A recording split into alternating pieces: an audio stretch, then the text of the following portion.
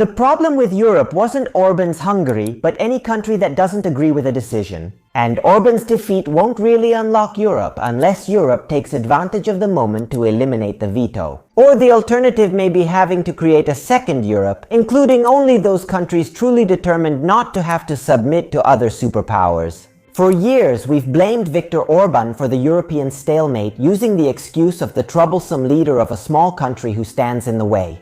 But the problem wasn't Orban blocking Europe, it was that Europe could be blocked. In fact, if a system can be stopped by a single actor, then that single actor is proof that the system is a failure. That's why, in my opinion, it's a mistake to see his defeat as an automatic liberation for the European Union. For years, we've told ourselves the fairy tale of Budapest holding Brussels hostage, but an important question needed to be asked immediately. How is it possible that a country much smaller than France, Germany, or Italy could have so much influence? The answer isn't that Orban was stronger than the others, obviously, but that every single member state can block the other 26 even just on a whim. And now, of course, Orban won't be there anymore, but you can be sure that someone else will show up sooner or later to block Europe. But how does the European system work? The European Union uses different decision-making methods, often relying on qualified majority voting. That is, it's not enough to have a majority of countries to make a decision, but those countries also need to represent a large part of the European population. To be clear, to make a decision, at least 15 out of 27 countries must agree, so more than half,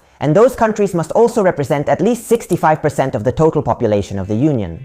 This means that it's not enough to bring together many small countries, but you also need the weight of the larger countries. It's a system designed to balance the number of states and the number of people they represent. And this type of majority is used for more ordinary matters like the single market, environment, digital issues, and competition. But be careful, because for more sensitive matters, this majority isn't enough, and even a large majority isn't enough. And that's because you need everyone's agreement, you need unanimity. So every single member country has a veto power over all decisions regarding foreign policy, sanctions, the European budget, and even the entry of new countries into the Union. In other words, if even a single state opposes sanctions against Russia, Ukraine's entry into the European Union, or any other strategic decision, the Union comes to a halt. And this is where a paradox arises. That is, it's not true that the more states make up the European Union, the stronger the Union will be. Or at least that's only partly true. Because on one hand, adding countries like when we welcomed Hungary and many others in 2004 actually increases the overall GDP and population. On the other hand, if we expand a system that in many areas still requires unanimity, we're not increasing the geopolitical weight of the Union, but the possible vetoes. Because the more states join, the more interest will be on the table, and so the possibility will grow that someone will use those powers to block everything. And this isn't just theory.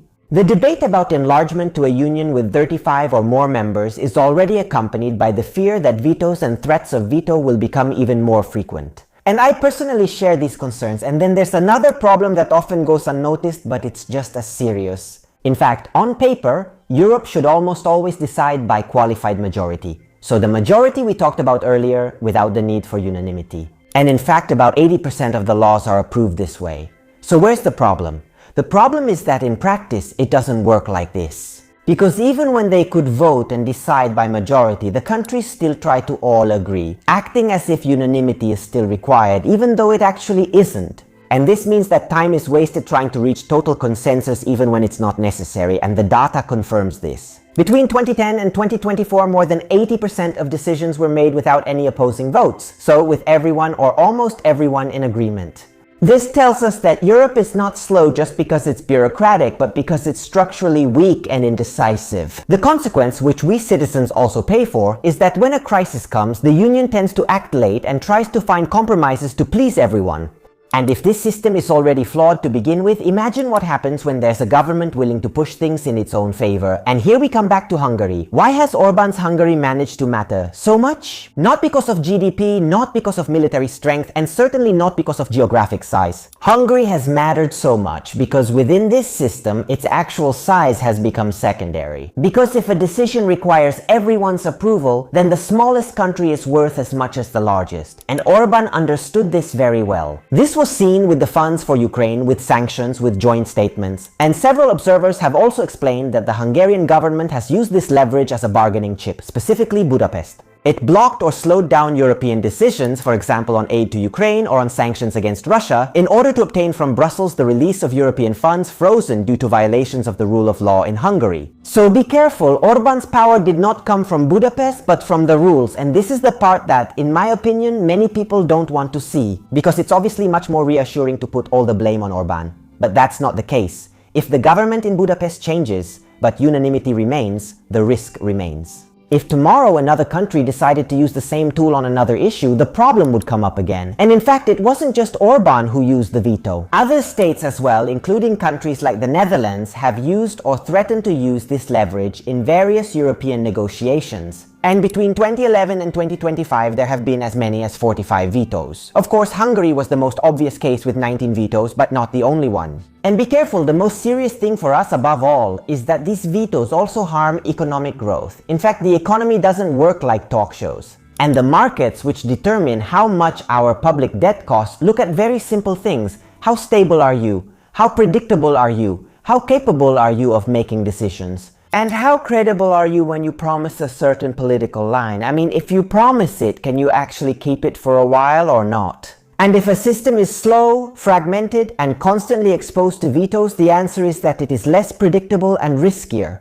Careful, not because it will collapse, but because no one knows with enough certainty what it will be able to do and how long it will take. And that's when politics becomes economics in every respect. Because when investors perceive more risk, they ask for a higher return to invest, or rather to lend money. And if Europe decides late or with difficulty, capital becomes more cautious. And when capital is more cautious, it will either demand higher interest rates or go invest elsewhere. Maybe in America or somewhere else. This means that European governments, including Italy, will have to pay higher interest rates to borrow money and finance their public debt. And if a state pays more interest, it has less room for everything else. Less room for public investments, less room to lower taxes, less room to improve healthcare. And this logically also affects families and businesses, slowing down the entire economy. This, in my opinion, is very important because people often talk about the veto as if it were just a legal issue. But in reality, political uncertainty takes money out of my pocket and yours. But there is also another huge problem that we are all faced because of veto power. Because a decision-making system that can be blocked by a single veto is not only vulnerable from within but also from outside. Because if a foreign power, whether it's Russia, the United States or anyone else, knows that it only takes convincing or putting pressure on a single government to slow down the entire union, then Europe becomes strategically weak.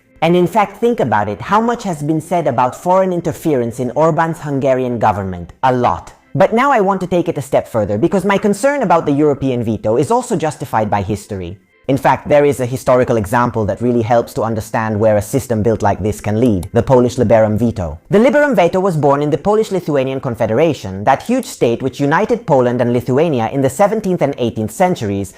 The parliament was called the Sejm, and inside it sat deputies from the nobility elected by local assemblies. Now pay attention, each deputy represented their own territory, and since the nobles were all considered equal, no one could be outvoted. And this is where the Liberum Veto was born, and basically every single deputy could say no and block everything. At first this rule seemed good because it limited the king's power and kept one part of the country from dominating another. While Europe was heading toward absolute monarchies, the Polish-Lithuanian Confederation appeared to be the opposite. So much political freedom for the nobility and little room for the centralization of power. The problem, however, is that over time that protection became a weapon against the state itself. Initially, the veto was used sparingly, but from the mid-17th century it deteriorated so that any objection could paralyze the entire nation. And from there, the system entered an open crisis. Between 1674 and 1694, about half of the parliament's proceedings fell through because of the veto. In the overall period between 1573 and 1763, about a third of the assemblies failed to approve anything. At that point, the problem was no longer just slowness, but the actual inability to govern. Because if every reform can be stopped by a single person, the state can no longer reform taxes, the army, the administration, or foreign policy. In fact, the situation worsened in the 18th century.